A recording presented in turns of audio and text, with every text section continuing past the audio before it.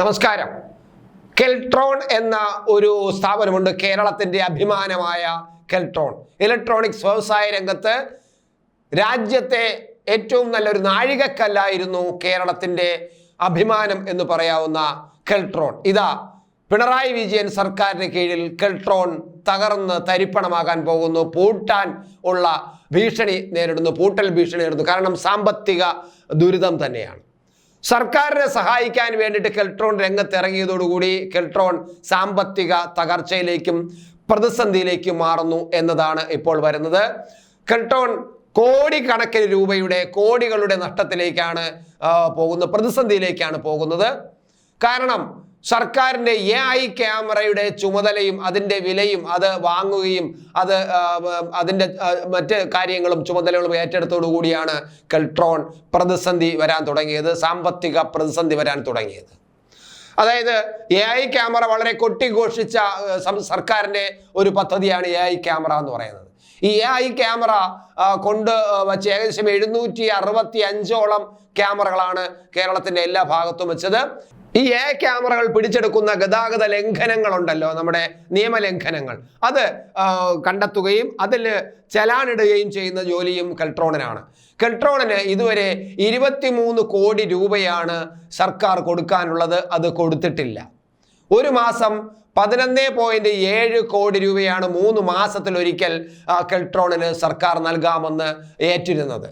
ഓരോ 3 മാസം കഴിയും തോറും 11.7 കോടി രൂപ നൽകാം, അതനുസരിച്ച് കാര്യങ്ങൾ ചെയ്യാം എന്ന് പറഞ്ഞു. അങ്ങനെ കെൽട്രോൺ തന്നെയാണ് ഏകദേശം 145ഓളം ജീവനക്കാരെ, താൽക്കാലിക ജീവനക്കാരെ വെച്ചിട്ട് ഈ നിരീക്ഷണ ക്യാമറകളിൽ നിന്നും കിട്ടുന്ന വിവരങ്ങൾ വെച്ചിട്ട് ചെലാൻ തയ്യാറാക്കാനും ചെലാൻ അയക്കാനും വേണ്ടിയുള്ള ഒരു പ്രത്യേക സംവിധാനം ഉണ്ടാക്കുകയും ചെയ്തത്. പക്ഷേ ഇവർക്ക് ശമ്പളം കൊടുക്കാൻ ഇതുവരെ സർക്കാർ പണം കൊടുത്തിട്ടില്ല, ഇതുവരെയും കാശ് കൊടുത്തിട്ടില്ല എന്നാണ് അറിയുന്നത്.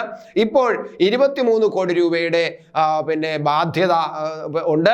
അവർ ജീവനക്കാരെ പലരെയും പറഞ്ഞു വിട്ട് കഴിഞ്ഞു. കാരണം ശമ്പളം കൊടുക്കാനില്ലാത്തത് കൊണ്ട് ഇപ്പോൾ ആദ്യ ഘട്ടം എന്നുള്ള നിലയിൽ 50 ജീവനക്കാരെ പറഞ്ഞു വിട്ട് കഴിഞ്ഞു. ഇനി ബാക്കി ജീവനക്കാരെയും പറഞ്ഞു വിടാൻ പോകുന്നു. ഇതോടുകൂടി AI ക്യാമറ വച്ചത് വെറും പ്രഹസനമായി മാറുകയാണ്. ചെലാൻ എഴുതാൻ പോലും ആളില്ലാത്ത അവസ്ഥയിലേക്ക് പോകുന്നു കെൽട്രോൺ. ഇനി ഞങ്ങൾക്ക് മുന്നോട്ട് പോകാൻ കഴിയില്ല, ഇത്രയധികം സാമ്പത്തിക പ്രതിസന്ധി എന്നുകൊണ്ട് ഇതുവരെയും ഞങ്ങളുടെ ഫണ്ട് എടുത്തിട്ടാണ് ഞങ്ങൾ ഇവർക്ക് ശമ്പളം കൊടുത്തത്, സർക്കാർ കാശ് തരുന്നില്ല.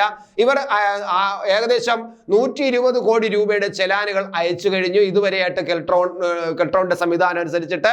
അതിൽ 35 കോടി രൂപയധികം ഖജനാവിൽ എത്തിക്കഴിഞ്ഞു. എന്നിട്ടും കെൽട്രോണിന് കൊടുക്കാൻ സർക്കാർ ഇതുവരെയും 5 പൈസ കൊടുത്തിട്ടില്ല എന്നാണ് കേൾക്കുന്നത്. എന്തായാലും കെൽട്രോൺ എന്ന് പറയുന്ന സ്ഥാപനം തകർന്നിരിക്കുന്നു, പ്രതിസന്ധിയിലായിരിക്കുന്നു.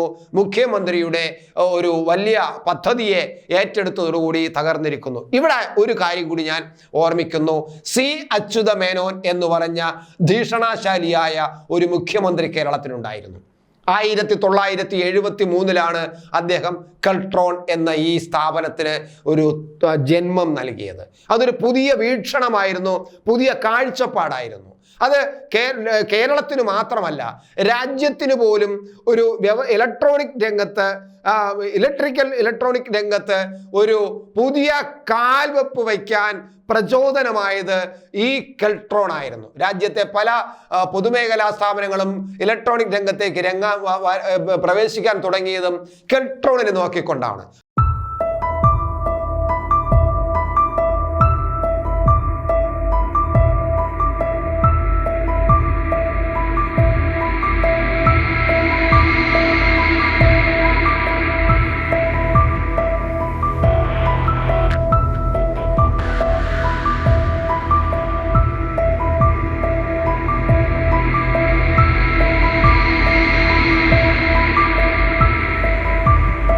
അത് അച്യുതമേനോൻ എന്ന് പറയുന്ന ദീക്ഷണാശാലിയായ ഈ രാജ്യത്തെ സ്നേഹിച്ച, സംസ്ഥാനത്തെ സ്നേഹിച്ച, അഴിമതി തൊട്ടു തീണ്ടിയിട്ടില്ലാത്ത ആ മുഖ്യമന്ത്രിയുടെ വീക്ഷണമായിരുന്നു. ആ കെൽട്രോണിനെയാണ് ഒരു കമ്മ്യൂണിസ്റ്റുകാരൻ, യഥാർത്ഥ കമ്മ്യൂണിസ്റ്റുകാരനായിരുന്ന ആ അച്യുതമേനോൻ കൊണ്ടുവന്ന കെൽട്രോണിനെയാണ് ഇപ്പോൾ ഈ കമ്മ്യൂണിസ്റ്റ് എന്ന്, സോ കോൾഡ് കമ്മ്യൂണിസ്റ്റ് എന്ന് പറയുന്ന പിണറായി വിജയന്റെ കാലത്ത് തകർന്നിരിക്കുന്നത്. ഇതിന്റെ ഉത്തരവാദിത്വം ഏറ്റെടുക്കാൻ ഈ കമ്മ്യൂണിസ്റ്റ്, ഈ പറയുന്ന സോ കോൾഡ് കമ്മ്യൂണിസ്റ്റ് തയ്യാറാകുമോ എന്നതാണ്. എന്തായാലും കെൽട്രോൺ ഇനി കേരളത്തിൻ്റെ അഭിമാനമായി തുടരുന്നത് വളരെ കുറച്ചു കാലം മാത്രം എന്ന അവസ്ഥയിലേക്ക് പോയിരിക്കുന്നു. 5 കാശില്ല അവർക്ക് കൊടുക്കാൻ. അവര് പണി ചെയ്ത് അവർ വാങ്ങി വെച്ച ക്യാമറ വെച്ചിട്ട് ഖജനാവിലേക്ക് 35 കോടിയിലധികം രൂപ സമ്പാദിച്ചിട്ടും 5 പൈസ കൊടുക്കാതെ നിൽക്കുന്ന ഈ സർക്കാർ ആണ് വ്യവസായത്തെ ഇതാ പരിപോഷിക്കാൻ പോകുന്നു, കേരളം വ്യവസായമായിട്ട് ഉന്നതിയിലെത്തിക്കാൻ പോകുന്നു എന്ന് പറയുന്നത്. നല്ല ഒരു കമ്മ്യൂണിസ്റ്റുകാരൻ കൊണ്ടുവന്ന ആ സ്ഥാപനത്തെ നശിപ്പിക്കാൻ കൂടി ശ്രമിച്ചു കൊണ്ടിരിക്കുന്ന കാഴ്ചയാണ് നമ്മൾ ഇപ്പോൾ കണ്ടുകൊണ്ടിരിക്കുന്നത്.